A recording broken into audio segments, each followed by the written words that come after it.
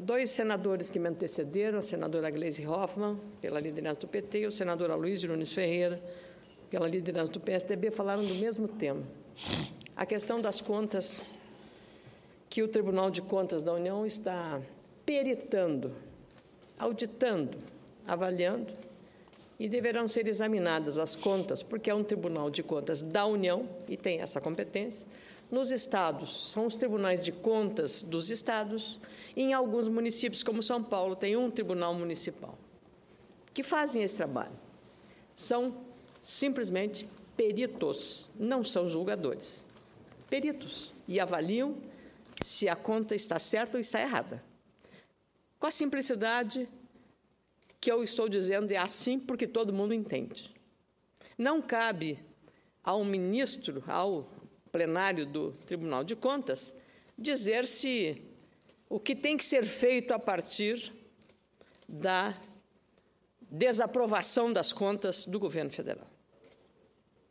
Cabe ao Congresso Nacional tomar as providências se ela, por exemplo, viola a lei de responsabilidade fiscal. As pedaladas foram uma mudança da lei para não haver, porque a lei de responsabilidade fiscal, criada pela Casa, pelo Congresso Nacional, uma das grandes iniciativas tomadas pelo governo, e aqui cito, foi no governo Fernando Henrique Cardoso, e eu não estava na política, porque esta é uma lei festejada em prosa e verso, porque foi uma arrumação da desordem que eram as contas públicas.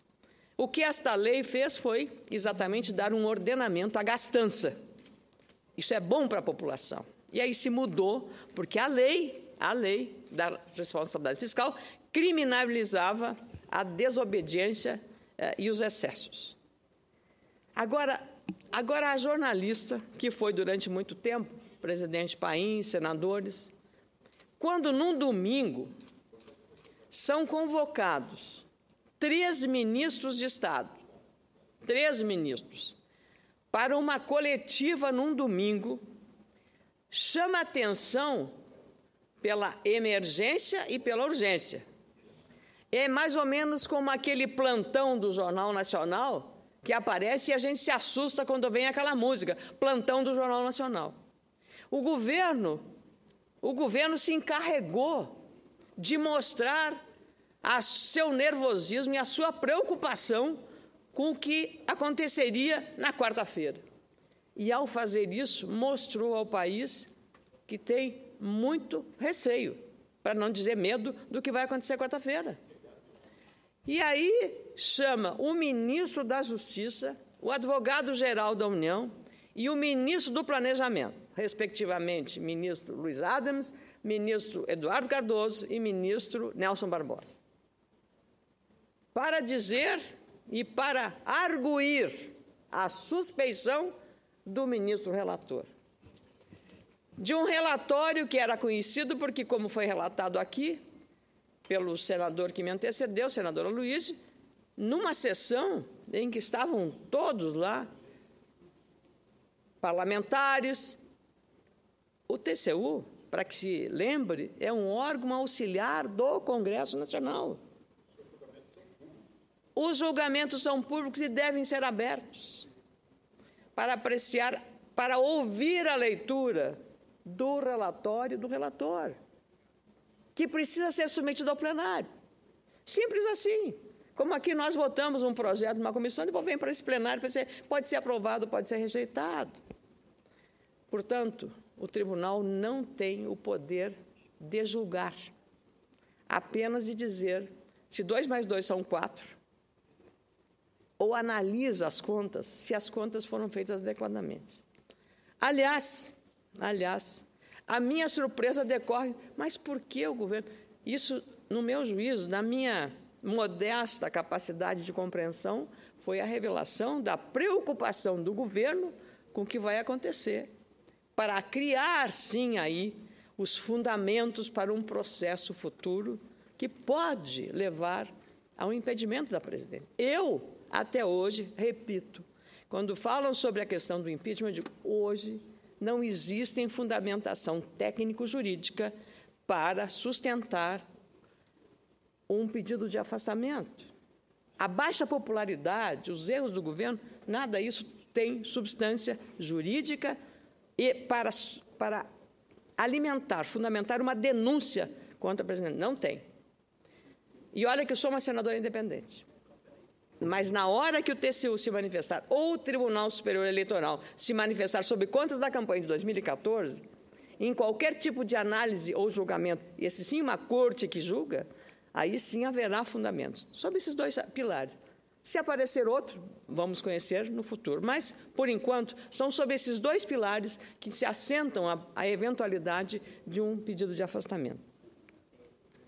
Mas hoje, também lendo como suíte do que o governo fez ontem, o ministro, indicado por esta Casa para o TCU, com o meu voto, o ministro Bruno Dantas, declara o seguinte,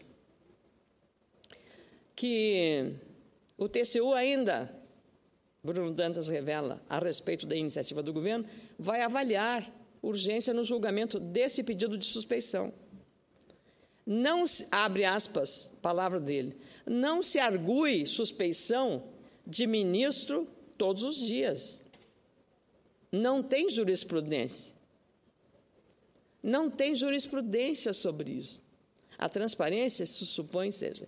No caso das contas da presidência, nós somos peritos, disse o ministro. Não vamos dizer se houve dolo ou culpa, ou se o doente foi assassinado ou morreu de morte morrida.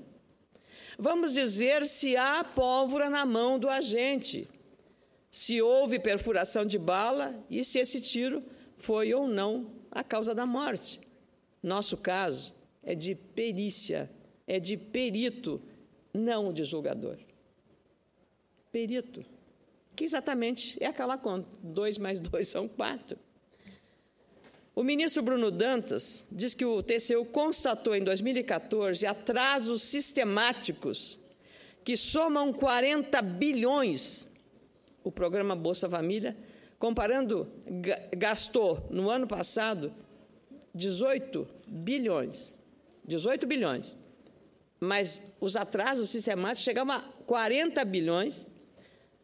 Verificamos que as contas dos programas sociais estão sendo pagas pelos bancos públicos, e isto é vedado. Isto é vedado. Isto é vedado. Os bancos, no caso, Caixa Econômica Federal. Os reajustes nos preços de programas na avaliação do mesmo ministro significam erros de projetos e planejamento. Deveríamos atingir metas e objetivos e, portanto, ter um plano para atingir as metas e os objetivos. E nós nos deparamos com a nossa triste realidade, que é uma realidade de completa falta de planejamento. Eu queria dizer que essa manifestação, e o ministro também disse que não seria desarrazoado, numa linguagem muito técnica, afirmar, ou não haverá razão, né? Não seria sem razão, que haverá suspensão do processo. Precisamos ver como vai ser feita a distribuição, quem vai ser o relator, como vai ser instruído essa ação de suspeição, disse o ministro, sem estabelecer novos prazos. Veja só, na verdade, a minha conclusão singela é o seguinte, é empurrar com a barriga isso até passar 2015 e chegar a 2016, logo vem o recesso, daqui 2 meses temos recesso da Casa, recesso do Tribunal de Contas, e nós vamos nessa enrolation, nesta embromation, para que não se conheça devidamente. Não entro nem no mérito. E veja só, coincidentemente, o ministro titular da AGU é gaúcho, como eu, e o ministro relator é gaúcho, como eu.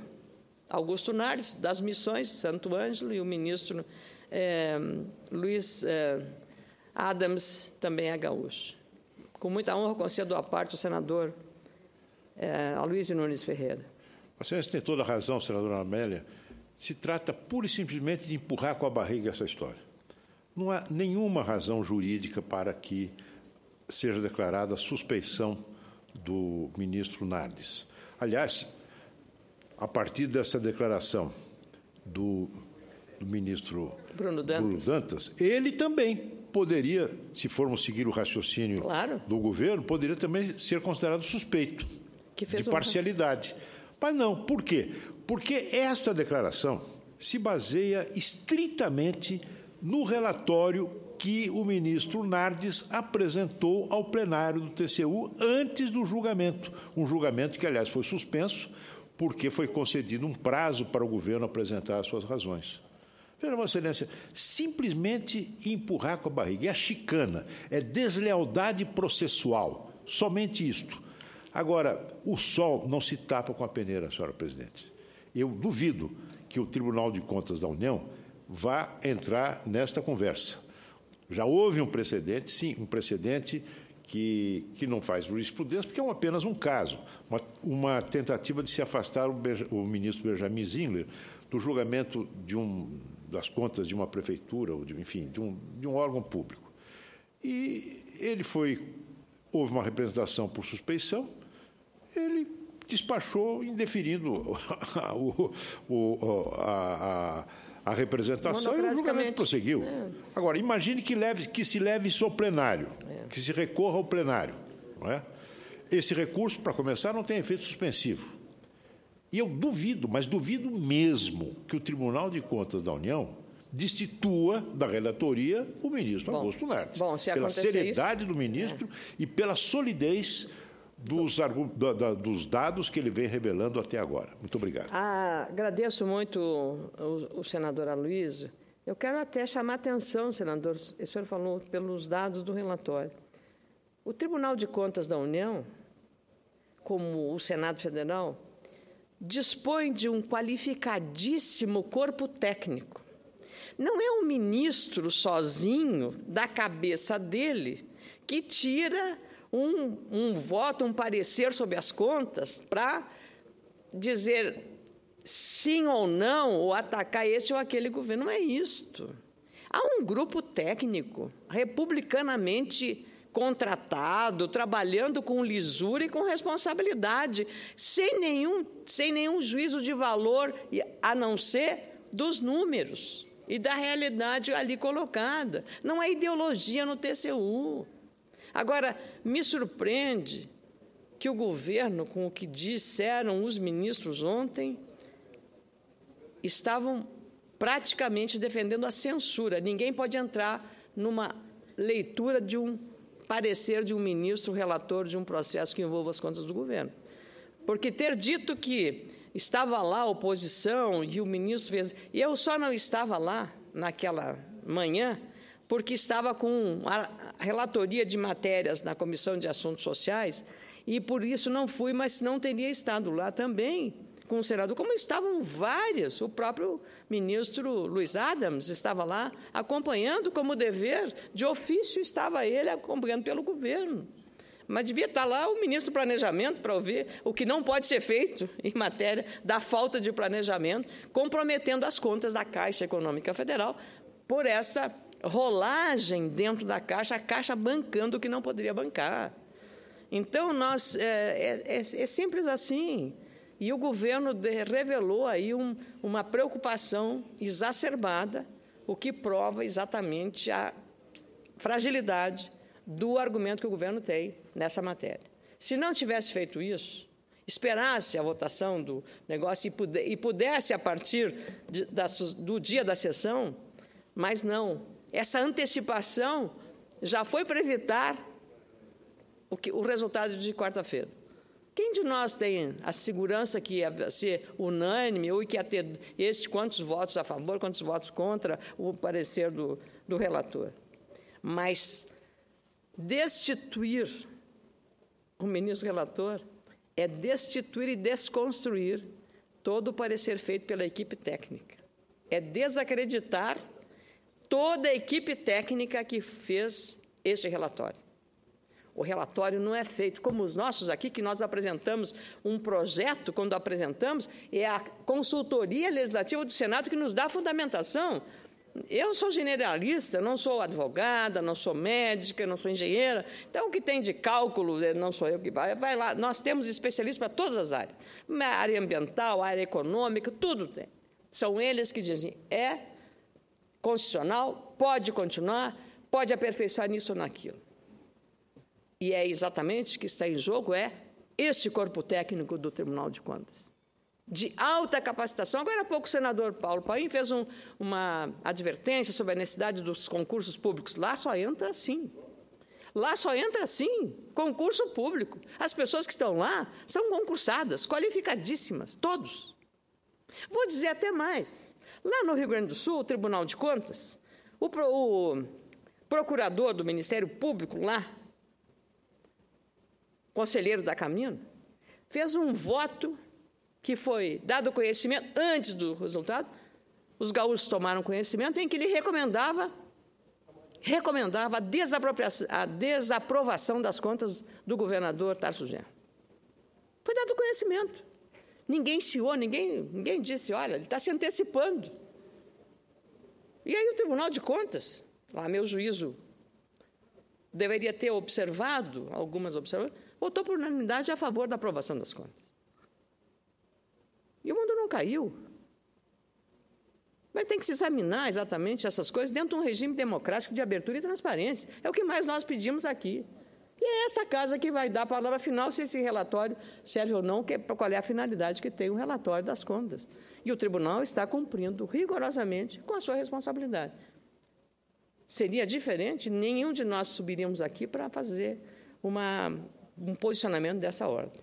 Então, eu acho que o governo, ele próprio, sinalizou a preocupação que estava depois do mal feito, como diz o ditado na minha terra, chorar não aproveita. Então, fez o mal feito e agora quer recuperar o tempo perdido e dar uma empurrada com a barriga para que isso vá para 2016, como, aliás, dever da Casa de não apreciar essas contas. Talvez isso sirva também, senador Aloísio, para um didatismo para nós, para que nós aqui tenhamos a análise crítica e reconhecer a nossa avaliação crítica de que precisamos ter juízo também com isso, fazermos a apreciação, examinarmos o que é para aprovar, aprova, o que não é para aprovar, também fazemos essa avaliação. Então, o que o governo fez foi realmente demonstrar uma grande preocupação. E parece que isso é a prioridade, menos até do que a crise que o Brasil está vivendo, menos até do que resolver o ajuste fiscal, resolver os problemas aqui dentro.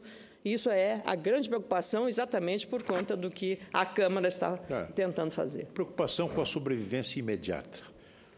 Apenas isso. É um governo fraco, politicamente fraco, administrativamente fraco, de resultados pífios e eleito com base no estelionato eleitoral. Essa, infelizmente, é a realidade do país. Vamos esperar também que o Tribunal Eleitoral se manifeste para que a gente saia desse chove não molha e dessa situação eu diria até de ambivalência, né? Então, vamos ter que colocar os pingos nos is, temos que ter transparência com a verdade. Já vou terminar, porque tão importante quanto o que falamos agora sobre essa matéria, sobre o Tribunal de Contas, é o caso que nós estamos aqui, nesse mês de outubro, o Outubro Rosa, falando de um outro problema, esse de ordem social, porque é a saúde pública dos brasileiros. De todas as lutas que os pacientes com câncer enfrentam, a mais desigual é a luta contra a burocracia. Por causa das emperradas engrenagens da máquina pública com processos lentos, brasileiros de diferentes estados do país, inclusive no nosso Rio Grande do Sul, senador Paim, tem sido séria a limitação para vencer a luta contra o câncer e salvar suas vidas. A doméstica Ellen Santana, de 48 anos, por exemplo, que mora na zona norte do Rio de Janeiro, entrevistada recentemente pelo jornal O Globo, em reportagem publicada neste fim de semana, desenvolveu metástase óssea em 2014, mesmo após brigar com o câncer desde dezembro de 2009, quando descobriu caroços no seio esquerdo. Ela recorrer a clínicas privadas para fugir da lentidão do Sistema Único de Saúde para ter em mãos exames importantes ao tratamento, como resultado de mamografias e biópsias. Ellen Santana precisou usar o 13º salário para ser atendida a tempo, Só em março de 2010, 3 meses após ser descoberta a doença, que essa doméstica conseguiu iniciar o tratamento contra o câncer de mama. Fez quimioterapia até julho de 2010 e depois passou a ser tratada em uma clínica particular conveniada com o SUS em Nova Iguaçu, na Baixada Fluminense. Em dezembro de 2010, um ano após ter descoberto a doença, Ellen conseguiu ser operada para retirar os nódulos da mama esquerda no Instituto Nacional do Câncer, o INCA, órgão vinculado ao Ministério da Saúde. Depois dessa cirurgia, ela passou a tomar remédios contra o câncer, mas enquanto se tratou, nenhum médico do SUS a alertou sobre o exame de cintilografia óssea, que só foi feito em janeiro de 2014, quase 3 anos após a cirurgia de retirada do tumor, quando foi constatado que o câncer se espalhou também para os ossos. O caso de Ellen, que fiz questão de relatar, é um triste exemplo de como a burocracia afeta a saúde das pessoas. Por isso, a importância da Lei 12.732, de 2012, que foi uma iniciativa do então senador Osmar Dias, e da qual tive a honra de ser a relatora nesta casa. Esse marco legal determina que o Sistema Único de Saúde inicie o tratamento contra o câncer em, no máximo, 60 dias após o diagnóstico. Tratamentos no tempo certo e prevenção são os melhores remédios contra o câncer. Assim, a burocracia excessiva em nosso sistema público de saúde impede que muitos tenham acesso ao tratamento no tempo adequado. É um impedimento ao cumprimento da lei, a barreira para que muitos consigam se prevenir contra o câncer quando o tratamento é feito no tempo certo. As chances de cura, só no caso do câncer de mama, chegam a 95%. Dados da Sociedade Brasileira de Mastologia mostram, porém, que em Goiânia, aqui perto de Brasília, só 32% das pacientes têm conseguido iniciar o tratamento no prazo de 60 dias. Falta expansão e consolidação das políticas do SUS para que a lei seja cumprida na integralidade. A falta de infraestrutura agrava ainda mais essa situação. A falta de aparelhos de radioterapia, por exemplo, afeta milhões de brasileiros. A OMS calcula que é preciso uma máquina para cada 300 mil habitantes. O Brasil precisaria de ter 680 máquinas, porém, o país tem apenas 357, 269 estão nos hospitais que atendem pacientes pelo SUS. O Norte é a região com menos aparelhos. Rondônia, Acre e Tocantins, por exemplo, tem apenas uma máquina para atender toda a população. Tocantins, inclusive, a de Tocantins está quebrada, o mamógrafo. No Nordeste, o atendimento também é difícil. O Sudeste é a região que tem mais aparelhos, 206, mas ainda assim eles são insuficientes para a população que precisa ser atendida. Em algumas cidades, o paciente leva meses para conseguir iniciar o tratamento. O governo federal prometeu, há 3 anos, instalar 60 máquinas para diminuir as filas de radioterapia em todo o país. Nenhuma delas foi entregue até hoje. Em 2012, o governo gastou mais de 100 milhões de reais na compra de 80 equipamentos novos e modernos. Só que até agora, nenhum deles foi instalado. O Ministério da Saúde afirmou que nos últimos 4 anos, os recursos para o tratamento do câncer no Brasil aumentaram em até 45% e o número de radioterapias cresceu 25%. Para instalar os equipamentos novos, estão previstos investimentos de 400 milhões de reais nos próximos 3 anos. Até no Sudeste, a região com mais recursos no país, muitos pacientes vivem esse drama de esperar pelo início do tratamento, que às vezes chega bastante tarde. Penso, por isso, que neste atual momento da crise, que é preciso repensar as políticas públicas de modo eficiente e com mais gestão, melhor gestão, tanto na esfera federal quanto nos estados e municípios. É essencial para superarmos os problemas da saúde que afligem os brasileiros neste Outubro Rosa. E, por fim, eu queria solicitar, senhor presidente, a transcrição nos anais do Senado de um artigo publicado no jornal Zero Hora, desse dia 5, intitulado Para Todas as Marias, assinado pela presidente voluntária do IMAMA Rio Grande do Sul, IFEMAMA, mastologista Mayra Calef, que trata exatamente dessa questão. É uma forma também de homenagearmos e tratarmos dessas questões relacionadas à saúde. E amanhã, aqui no Senado, teremos uma exposição do Grupo Recomeçar aqui de Brasília, que mostra o trabalho feito para mulheres mastectomizadas e que já fizeram, inclusive, a reconstituição da mama. Muito obrigada, senhor presidente.